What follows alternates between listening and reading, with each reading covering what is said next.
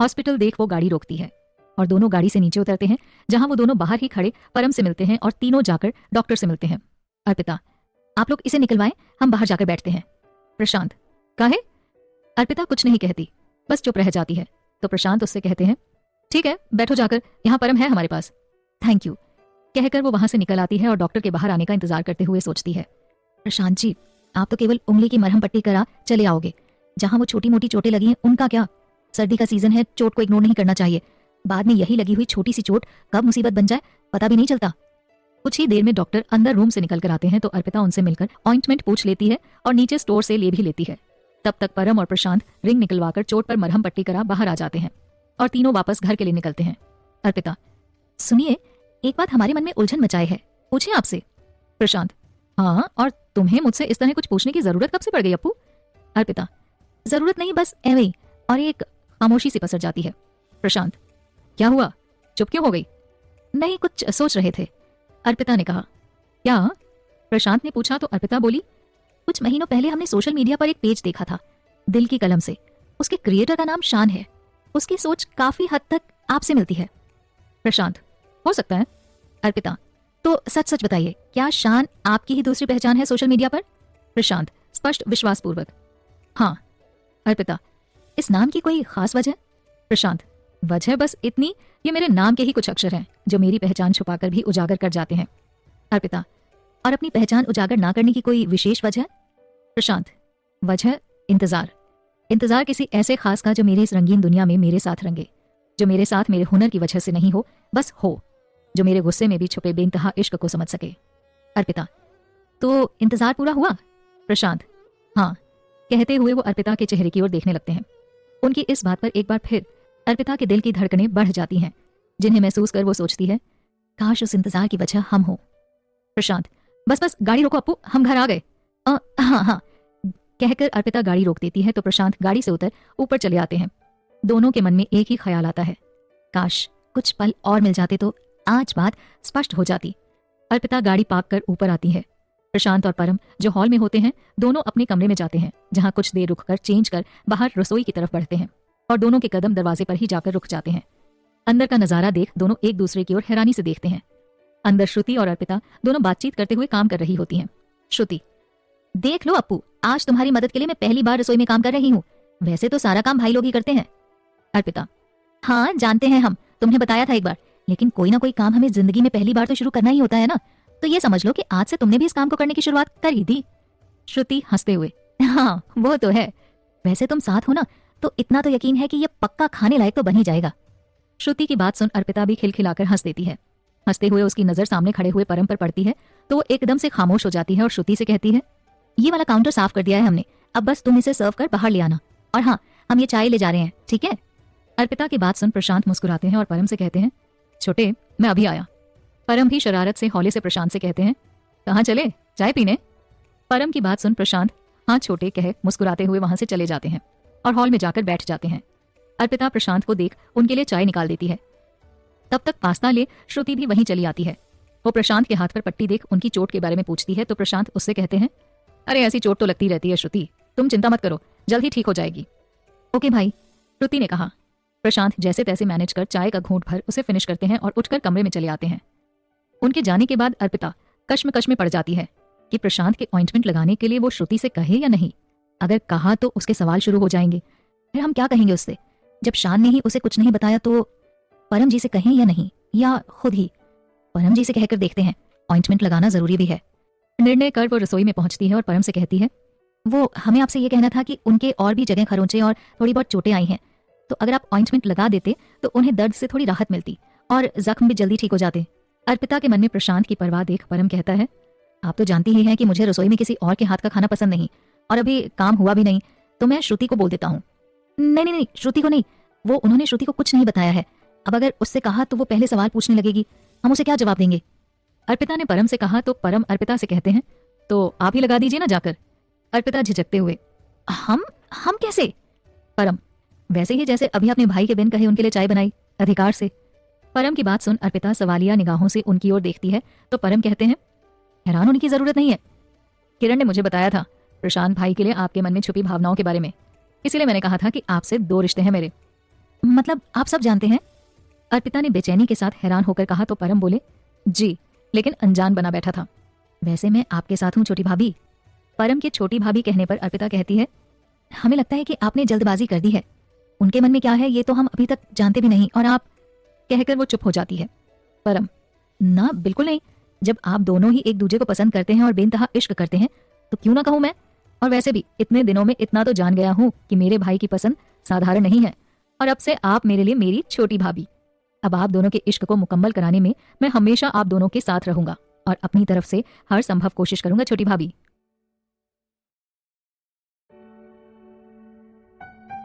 परम की बात सुन अर्पिता कहती है, क्या अभी आपने जो कहा वो सच है? क्या उनके मन में हमारे लिए, कहकर वो चुप्पी साध लेती है। अर्पिता की बात सुन परम समझ जाता है कि प्रशांत ने अब तक अर्पिता के सामने अपनी भावनाएं प्रकट नहीं की हैं, और करेंगे भी काहे। इस मामले में इनकी सोच सबसे न्यारी ही है। जिससे आप प्रेम करते हैं उसका साथ निस्वार्थ भाव से निभाते जाएं। एक ना एक दिन वो आपके प्रेम को समझेगा जरूर। अब उन्हें हम कैसे समझाएं कि ये आज की दुनिया है, यहाँ साथ निभाने के साथ साथ मुंह से भी कुछ विशेष शब्द बोलने भी पड़ते हैं। परम, तो भाई ने अभी तक कुछ कहा नहीं आपसे? अर्पिता धीरे से ना में गर्दन हिलाती है। परम, उन्होंने नहीं कहा तो आप ही कह दीजिए ना, इससे क्या अंतर पड़ता है छोटी भाभी? अर्पिता, अंतर पड़ता है।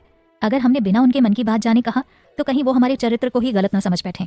अब भले ही ये आज का आधुनिक जमाना है, लेकिन रूढ़िवादिता खत्म तो नहीं हुई ना कुछ मामलों में। इंसान की सोच कभी नहीं बदलती।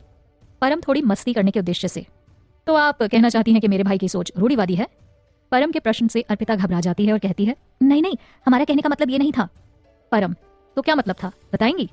अर्पिता हकलाते हुए कहती है, वो हम बस जनरली ज्यादातर व्यक्तियों की सोच बता रहे हैं। परम, एक आप हैं जो इतना कतरा रही हैं, और एक मेरी राधु भाभी हैं जो साफ साफ कहती हैं कौन पहले अपनी भावनाओं को व्यक्त करे, इससे क्या अंतर पड़ता है? जरूरी ये है कि मन की भावनाएं समय रहते बता दी जाएं। अब बताओ भला कितना अंतर पड़ गया आप दोनों की सोच में? कहाँ तो मैं सोच रहा था कि आप तो मेरे राधु भाभी की तरह ही हैं बिल्कुल। परम की बात सुन अर्पिता गंभीर हो कहती है, आपने ठीक ही कहा, हमारी सोच थोड़ी सी अलग है। बाकी आपकी राधु भाभी से अभी इतनी अच्छी तरह से मुलाकात तो नहीं हुई, हम उनके बारे में कुछ नहीं कह सकते। परम, अरे आप तो सीरियस हो गई छोटी भाभी, मैं तो बस थोड़ी सी मस्ती कर रहा था, आपकी खिंचाई कर रहा था। क्या मुझे नहीं पता कि ये जरूरी तो नहीं कि हर किसी की सोच एक जैसी हो? So don't take this seriously भाभी। अर्पिता कुछ नहीं कहती, बस मुस्कुरा देती है, और उसकी मुस्कान देख परम कहता है, ये हुई ना बात। और हाँ, मेरे बारे में एक बात आप जान ही लें, मैं ठहरा घर में सबसे छोटा, तो उस हिसाब से नटखट भी हूँ आप भाभियों के लिए। बाकी मुझसे ज्यादा समझदार तो कोई है ही नहीं पूरे घर में। परम ने इस अंदाज में कहा कि अर्पिता की हंसी छूट जाती है, तो परम कहता है, बस ऐसे ही खुश रहा करो छोटी भाभी, देखा मैंने अपना काम बखूबी कर लिया। परम की बात सुन अर्पिता गंभीर होते हुए कहती है, आप हमारे साथ हैं इसके लिए आपका दिल से आभार, लेकिन फिर भी हमारी आपसे रिक्वेस्ट है कि जब तक प्रशांत जी इस बात की पहल नहीं करते तब तक आप हमें हमारे नाम से ही बुलाएं। जिस दिन उन्होंने अपने दिल की बात प्रकट की उसी दिन से आप हमें उन भावनाओं से भरे रिश्ते के हक से बुला सकते हैं, लेकिन उससे पहले नहीं। अर्पिता की बात सुन परम बुदबुदाते हुए कहता है, लो हो गया स्यापा, भाई कभी कुछ कहने ना वाले और ये इंतजार करती रहेंगी। मतलब बेटा परम, अब तुम्हारा रोल शुरू होता है यहाँ से, एक नया मिशन प्रशांत भाई और अर्पिता की प्रेम कहानी को मुकाम तक पहुंचाने में मदद करना। नहीं तो ये दोनों प्यार के पंछी यूं ही सारी उम्र इंतजार करते रहेंगे, लेकिन मजाल क्या एक दूसरे से कुछ कह जाएं। ये इंतजार करती रहेंगी भाई के बोलने का, और भाई बस बिन कुछ कहे हर मोड़ पर अर्पिता का साथ देते जाएंगे। बड़बड़ाते हुए परम हाथ हिलाता है तो अर्पिता कहती है, क्या हुआ, आप ठीक तो हैं? हम कब से देख रहे हैं, ना जाने क्या बड़बड़ाए ही जा रहे हो। ओ गॉड, मैं भी भूल गया था कि ये यहाँ है। तो वो बातें बदल कर कहता है, वो मैं सोच रहा था कि मेरी शादी को अब सिर्फ 1.5 महीना बचा है, लेकिन अभी तक मैंने और किरण ने कुछ भी डिसाइड नहीं किया। अच्छा ऐसा है तो आप आज ही इस बारे में बात कर लीजिए, ठीक? फिलहाल हम चले ये ऑइंटमेंट लगाने। अर्पिता ने परम से कहा और वहां से प्रशांत के कमरे में पहुंचती है। दरवाजा खुला होता है तो वो नॉक करती है। प्रशांत, जो हमेशा की तरह बेड पर लेटकर कानों में हेडफोन लगाए आंखें बंद किए कुछ सुन रहे हैं और साथ ही साथ हल्की आवाज में गुनगुना भी रहे हैं।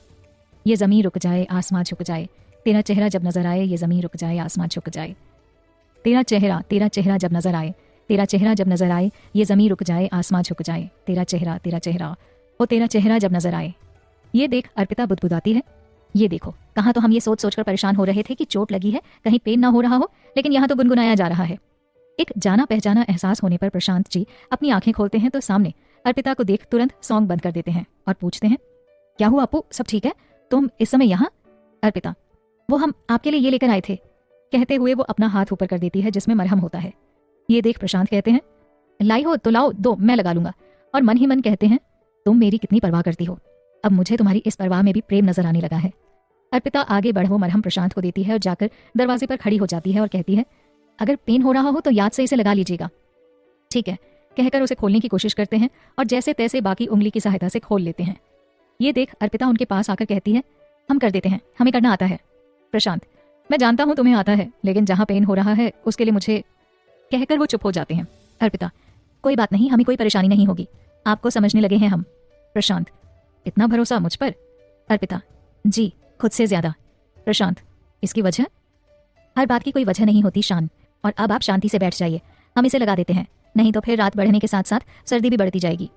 ओके कहकर प्रशांत धीरे धीरे अपनी टी शर्ट निकाल देते हैं। अर्पिता, अब आप मुड़कर बैठ जाइए तो हम आपके जख्मों पर इसे लगा दें। ओके कह प्रशांत मुड़कर बैठ जाते हैं। अर्पिता पीठ पर आई हल्की फुल्की खरोंचे और नील का निशान देख कहती है, जता तो ऐसे रहे थे जैसे तनिक भी चोट नहीं लगी, देखो तो कैसे नील के निशान हो रखे हैं। क्या जरूरत थी इतनी लड़ने झगड़ने की? बोलिए, क्यों ना झगड़ता? उनकी हिम्मत कैसे हुई तुमसे बदतमीजी करने की? प्रशांत अर्पिता की बातों का जवाब देते हुए कहते हैं। अर्पिता, अरे ये क्या बात हुई, हम आ गए थे ना वहां से निकलकर, फिर क्यों गए? बोला तो मैंने अप्पू, मेरे सामने अगर कोई किसी नारी का ऐसे अपमान करेगा तो मैं जवाब दूंगा, प्रशांत ने कहा। और हर बार ऐसे ही चोट खाएंगे आप, यानी हर बार हमें ऐसे ही दर्द देंगे, ऐसे ही सताएंगे आप।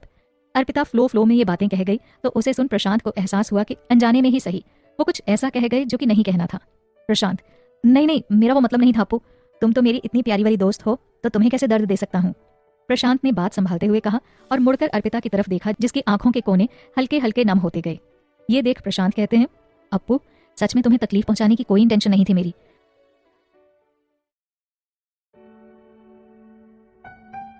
तुम प्लीज इसे खुद पर मत लो। अर्पिता कुछ नहीं कहती और अपना काम खत्म कर देती है।